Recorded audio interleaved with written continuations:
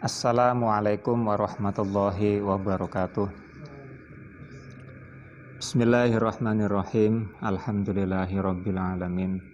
Wassalatu wassalamu ala sayyidina Muhammadin dhahal amin wa ala alihi wa sahbihi ajma'in. La haula wa la quwwata illa billahil aliyyil azim. Amma ba'd. Para hadir dan peserta yang mengikuti pengajian online Ngaji Aswaja.id yang semoga senantiasa dirahmati Allah Subhanahu wa taala. Pada pertemuan yang keempat ini kita akan melanjutkan materi ngaji sebuah kitab Uddatul Farid, yakni kitab tentang ilmu waris. Pada materi sebelumnya kita sudah membahas tentang hak-hak yang wajib dipenuhi dari harta tirkahnya si mayit sebelum harta itu diwariskan. Kemarin diterangkan bahwa totalnya ada 4 pengeluaran yang wajib dikeluarkan terlebih dahulu, dan apabila setelah melalui 4 pengeluaran itu masih ada sisa, maka sisa itulah yang nanti diwariskan kepada ahli waris. Untuk materi pada kesempatan ini adalah tentang sebab-sebab atau hal-hal yang menyebabkan seseorang menjadi ahli waris dan hal-hal yang bisa menjadikan ahli waris itu tidak bisa mendapat warisan.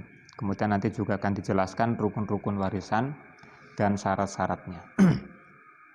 Bismillahirrahmanirrahim. Qala al-muallifu rahimahullahu ta'ala wa nafa'ana bihi wa bi'ulumihi wa bi barakatihi wa amadana bi amdadih. Babu asbabil irthi wa mawani'ihi. Bab menjelaskan tentang sebab-sebab warisan dan hal-hal yang bisa menghalangi seseorang dari warisan. Lil irthi asbabun salasatun bila khulfin qorobatun nikahun wawala. Lil irthi asbabun salasah.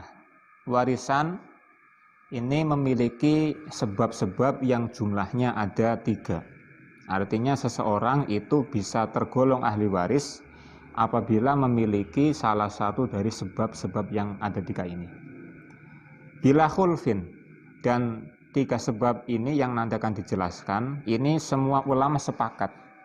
Tidak ada perkhilafan di antara para ulama mengenai 3 sebab-sebab yang menjadikan seseorang tergolong ahli waris.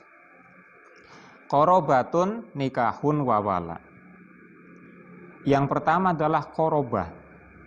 Qorobah adalah hubungan keluarga seperti hubungan anak dan orang tua, hubungan saudara, hubungan dengan paman. Ini qorobah. Jadi dari sebab qorobah yang pertama ini, maka yang tergolong ahli waris adalah diantaranya 1, anaknya mayit dan keturunannya, anak ataupun cucu dan sebawahnya. Para ulama menggolongkan garis ini atau jalur ini dengan istilah bunuah. Jadi sifat bunuah itu adalah hubungan antara seseorang dengan mayit karena dia menjadi anak. Ya, anak laki-laki ataupun perempuan maupun cucu-cucunya. Tetapi kalau sampai ke cucu dan sebawahnya lagi ke buyut misalkan, itu disyaratkan harus dari jalur laki-laki. Tapi kalau anak, itu laki-laki maupun perempuan itu sama. Artinya tergolong ahli waris. Tapi kalau di bawahnya anak, berarti cucu, itu harus dari jalur anak laki-laki. Makanya cucu kalau dari jalur perempuan, itu bukan ahli waris. Itu nanti masuknya dzawil arham. Jadi masih keluarga, tetapi dalam urusan warisan itu bukan ahli waris. Itu kalau jalur keturunan dari jalur perempuan. Itu yang pertama adalah bunuah, hubungan anak. Kemudian yang kedua yang tergolong qorobah adalah ubuwah. Ubuwah itu hubungan seseorang kepada mayit karena dia menjadi ayahnya mayit. Orang tuanya mayit. Dari ubuwah ini nanti yang tergolong ahli waris adalah ayah, kemudian ibu, kemudian seatasnya kakek dan nenek. Nah, cuman untuk kakek itu ada ketentuan. Kakek yang termasuk ahli waris adalah kakek yang dari jalur ayah. Jadi mayit punya ayah, ayahnya punya ayah lagi. Syaratnya seperti itu. Kalau dari jalur ibu, itu maksudnya dzawil arham, bukan ahli waris. Jadi kalau mayit punya ibu, kemudian ibu itu punya ayah, kan berarti tetap si mayit itu panggilnya kakek. Tapi dari jalur ibu, nah itu bukan ahli waris. Tapi kalau nenek, mbah perempuan ya, itu bisa dari jalur ibu, bisa dari jalur ayah. Makanya dalam ahli waris itu ada istilah jaddah minal ab, ada jaddah minal Jadi nenek yang dari jalur ayah dan nenek yang dari jalur ibu itu semuanya termasuk ahli waris.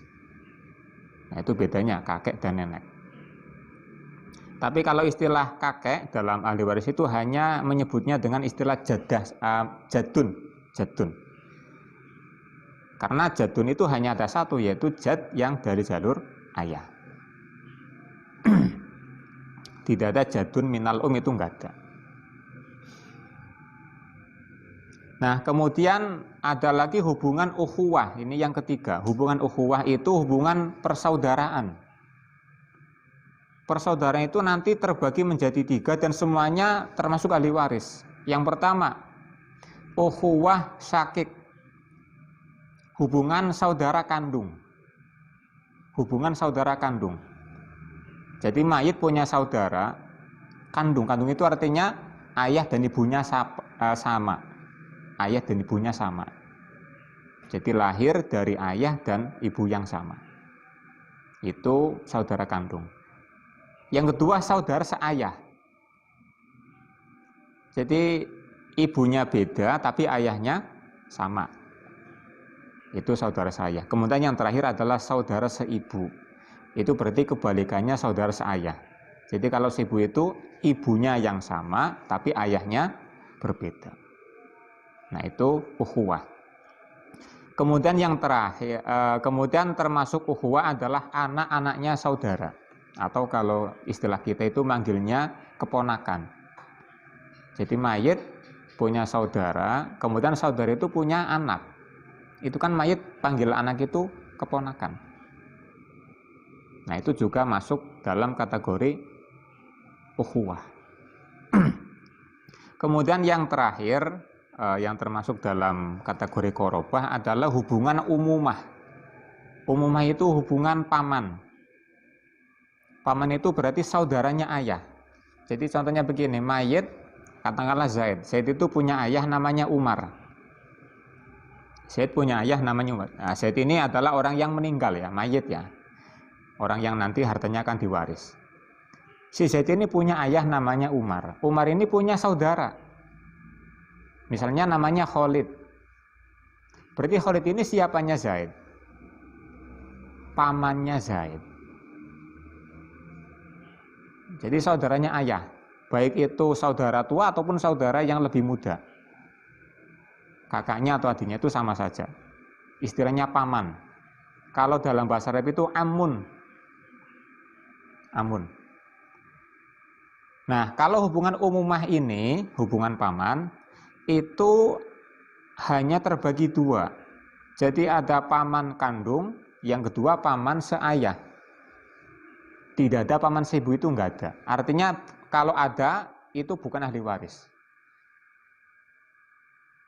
Jadi maksudnya kandung itu begini. Tadi kan contohnya Zaid punya ayah namanya Umar. Umar itu punya saudara namanya Khalid. Hubungan persaudaraan antara Umar dan Khalid ini adalah hubungan saudara kandung. Itu namanya paman paman kandung, atau amun syakik kalau dalam bahasa warisnya, bahasa Arabnya, amun syakik. Kalau paman seayah berarti hubungan antara si Umar dan si Khalid itu saudaranya saudara seayah. Itu berarti paman seayah. Dan itu semuanya dapat warisan, termasuk ahli waris. Tapi kalau paman seibu, nah itu bukan ahli waris. Tapi kalau saudara, kan tadi dikatakan kalau saudara itu bisa kandung, bisa seayah, bisa seibu. Tapi kalau paman itu hanya paman kandung dan paman seayah. Kalau seibu nggak ada, bukan ahli waris. Kemudian termasuk dalam kategori umumah adalah anak-anaknya paman. Jadi kan tadi punya paman namanya Khalid. Nah, keturunannya Khalid ini pun termasuk ahli waris. Sama seperti keturunannya saudara, berarti keponakan. Kalau anaknya saudara itu kan kita panggilnya keponakan. Kalau anak-anaknya paman kita panggilnya apa? Sepupu. Ya, kalau dalam bahasa Jawanya sedulur misan. Sedulur misan itu berarti anaknya paman. Nah, kemudian yang perlu di garis bawahi, dicatat, dalam bahasa Arab itu ada pemilahan paman antara yang dari jalur ayah dan yang dari jalur ibu. Kalau dari jalur ayah itu dalam bahasa Arab disebut amun. Kalau laki-laki amun, kalau perempuan ammatun. Paman atau bibi yang dari jalur ayah. Tapi kalau dari jalur ibu namanya kholun. Kalau laki-laki kholun, kalau perempuan kholatun. Nah, yang termasuk ahli waris adalah yang dari jalur ayah. Contohnya tadi, Zaid punya ayah namanya Umar, Umar punya saudara namanya Khalid. Nah, itu yang termasuk ahli waris. Jadi harus dari jalur ayah. Dan syaratnya lagi harus laki-laki. Tidak boleh perempuan. Kalau perempuan berarti ammah, ya, bukan amun tapi ammah, itu pun bukan ahli waris. Nah, jadi agak ketat persyaratannya. Jadi sekali lagi saya tegaskan kembali bahwa pentingnya kita ngaji waris adalah kita menjadi tahu ternyata tidak semua anggota keluarga itu bisa mendapat warisan. Sedekat apapun hubungan antara si mayit dengan seseorang di dalam keluarga, kalau memang bukan ahli waris tidak boleh dapat warisan. Seperti seorang kakek dan cucunya. Ketika si cucu ini dari jalur perempuan, kan bukan ahli waris. Sedekat apapun hubungannya, itu bukan ahli waris. Nah, itu sebab waris yang pertama yaitu korobah, hubungan keluarga, hubungan kerabat. Kemudian yang ketiga adalah nikahun, hubungan pernikahan.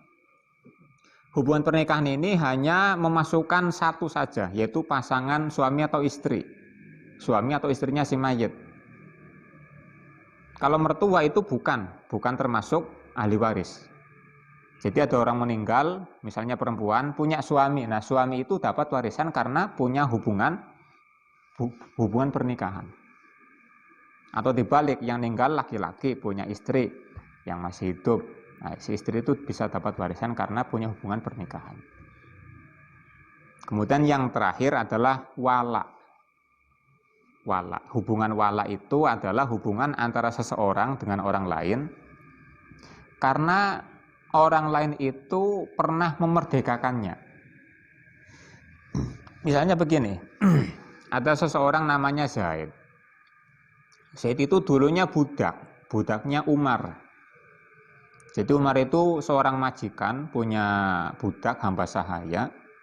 Kemudian si Zaid ini dimerdekakan. Kemudian si Zaid meninggal. Maka si Umar ini berarti siapa? Mantan majikan. Itu punya hak waris. Karena punya hubungan wala. Jadi bisa juga kita sebut hubungan wala itu adalah mantan majikan. tapi mantan majikan yang pernah memerdekakan. Nanti mengecualikan majikan yang menjual. Jadi budak itu kan boleh dijual. Jadi Umar punya budak namanya Zaid, Zaid itu dijual misalnya. Kemudian setelah dijual, si Zaid meninggal. Ini kan si Umar mantan budak, tapi dalam contoh ini tidak dapat warisan. Jadi syaratnya harus memerdekakan. Memerdekakan, kemudian si mantan budaknya itu kemudian meninggal, maka mantan majikannya dapat warisan. Nah, kalau yang meninggal majikannya dulu gimana? Majikannya Umar, budaknya Zaid. Umarnya meninggal duluan. Apakah Zaid dapat warisan dari mantan majikan? Nah, itu tidak. Tidak bisa dibalik. Ya, tidak bisa dibalik. Kemudian ketika Zaidnya meninggal, Umarnya sudah tidak ada, gimana? Itu nanti keluarganya Umar, keluarganya mantan majikan, itu bisa mendapat warisan. Jadi keturunannya, anak-anaknya, itu nanti bisa. Nanti akan dibahas insya Allah di pertemuan yang akan datang. Jadi saya ulangi bahwa sebab-sebab warisan, hal-hal yang menjadikan seseorang itu tergolong ahli waris, ada 3. Yang pertama adalah hubungan kerabat. Hubungan kerabat itu berarti anak, ayah, anak, kemudian orang tua, kemudian saudara, kemudian paman. Yang kedua adalah hubungan pernikahan. Itu antara suami dan istri. Yang terakhir adalah hubungan wala, atau istilahnya tadi mantan majikan.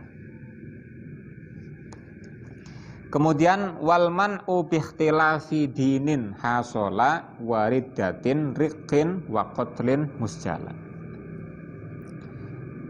Kemudian hal-hal yang menjadikan seorang ahli waris tidak berhak mendapat warisan itu ada 4. Jadi kalau tadi yang menjadikan seseorang menjadi ahli waris, nah kalau sekarang sesuatu yang menjadikan ahli waris itu tidak dapat jatah warisan.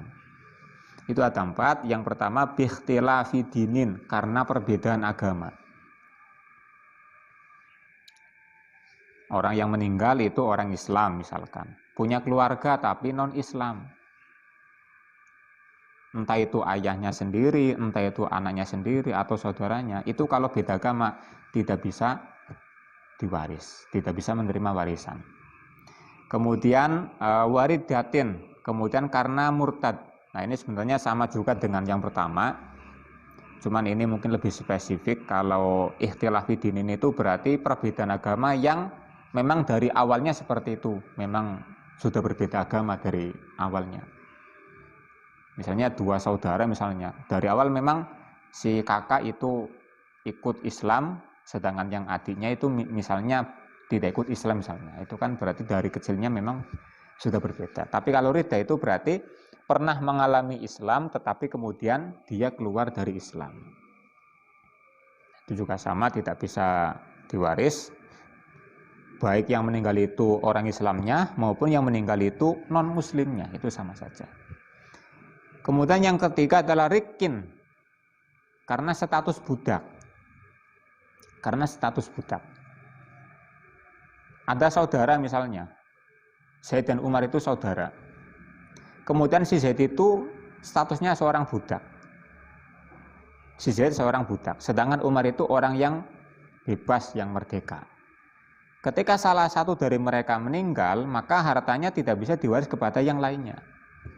Yang meninggal Zaid, Umar tidak bisa dapat warisan. Yang meninggal Umar, Zaid juga tidak bisa mendapat warisan.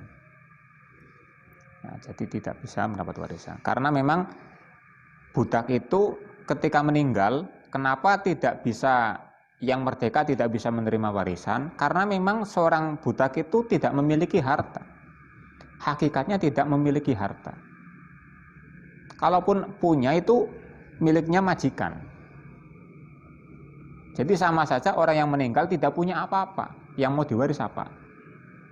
Kan tidak ada. Nah, kalau yang meninggal yang merdeka misalkan, yang meninggal yang merdeka, kemudian si budak itu masih hidup, itu juga tidak dapat warisan. Alasannya sama, karena budak itu tidak memiliki hak atas suatu harta benda. Ketika ada orang memberikan sesuatu kepada budak, itu hakikatnya adalah kepada majikannya. Nah, kalau misalnya si budak itu nerima warisan, kan berarti otomatis yang nerima itu majikannya. Nah, sedangkan majikannya itu siapanya si mayit, kan bukan siapa-siapanya. Saudara bukan, ayahnya juga bukan, anaknya juga bukan. Makanya tidak bisa diwariskan kepada seorang budak. Kemudian yang terakhir adalah waqatlin musjala, karena pembunuhan. Karena pembunuhan. Jadi misalnya seorang tua misalnya itu dibunuh oleh anaknya sendiri. Itu nanti ketika perhitungan waris, itu anaknya yang membunuh tidak boleh mendapat jatah warisan. Dia terhalang karena membunuh ayahnya sendiri. Kalaupun dia dapat, itu berarti harta yang haram itu, karena bukan haknya. Dengan sebab apapun, dengan motif apapun, yang namanya pembunuhan itu secara mutlak menghalangi seseorang dari jatah waris, entah disengaja maupun tidak disengaja. Nah, di sini dicontohkan dalam syarahnya, walaupun orang itu gila kemudian membunuh ayahnya sendiri. Orang gila itu kan tidak terkena khitab, tidak terkena taklif. Kalau berbicara masalah hukum dosa, tidak dosa, karena memang tidak terkena khitab. Tetapi dalam urusan warisan, dia tidak dapat warisan. Jadi sengaja maupun tidak, ada hak untuk membunuh ataupun tidak, itu sama saja. Itu hal-hal yang menjadikan seseorang ahli waris terhalang dari jatah warisannya. Ada 4 tadi ya. Yang pertama perbedaan agama, yang kedua karena murtad, yang ketiga karena status budak, yang terakhir karena membunuh. Kemudian berikutnya tentang rukun-rukun warisan. Nah, di Nadhum memang tidak dijelaskan, tetapi dalam syarahnya ada tambahan tentang rukun-rukun waris. Jumlahnya ada 3. Yang pertama adalah orang yang akan diwaris hartanya, berarti si mayit. Kemudian yang kedua adalah ahli waris yang akan menerima jatah warisan. Kemudian yang ketiga adalah harta yang diwaris. Nah, jadi 3 unsur ini harus ada. Kalau salah satunya tidak ada, berarti tidak ada warisan. Ada orang meninggal tapi tidak punya harta apa-apa, ya tidak ada warisan, tidak punya apa-apa.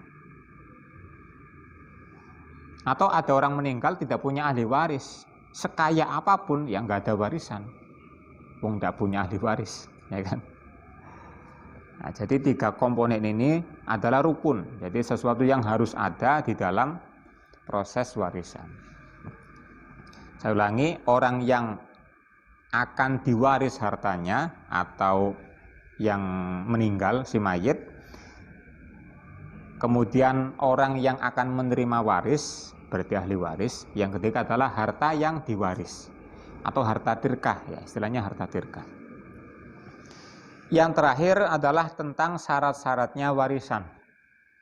Syarat-syaratnya warisan ini juga ada 3. Yang pertama adalah tahaqququ mautil muwarros au ilhaquhu bil mauti hukman kama fil mafqudi al mahkumi. Yang pertama adalah dipastikannya kematian si mayit, orang yang akan diwariskan hartanya.